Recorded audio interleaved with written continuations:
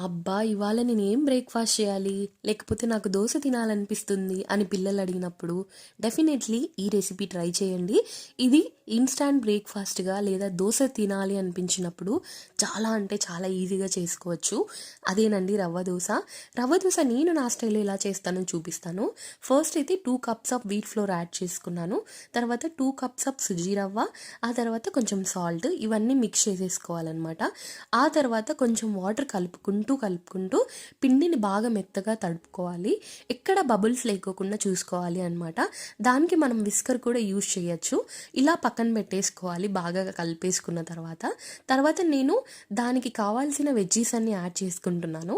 First అయితే tomato, తర్వాత onion, తర్వాత మిర్చి, ఆ తర్వాత కొత్తిమీర, కరివేపాకు. కావాలి అనుకుంటే మన ఇంట్లో ఇంకా ఏవైనా వెజిటేబుల్స్ లైక్ బీన్స్ కానీ క్యారెట్ కానీ ఏవున్నా యాడ్ చేసుకోవచ్చు అనమాట. ఫస్ట్ అయితే స్టవ్ పైన ప్యాన్ పెట్టేసుకున్నాను. కొంచెం ఆయిల్ యాడ్ చేసుకోవాలన్నమాట.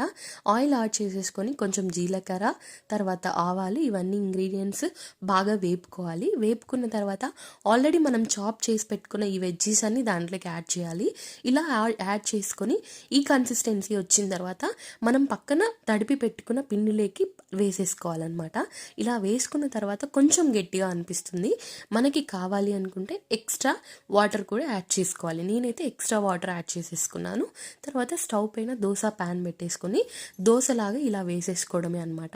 వేసేసుకున్న తర్వాత కొంచెం ఆయిల్ తీసుకొని వేసేసి కొంచెం తర్వాత ఇలా ప్లేట్లోకి సర్వ్ చేసుకోవడమే. ఇది చాలా అంటే చాలా టేస్టీ రెసిపీ.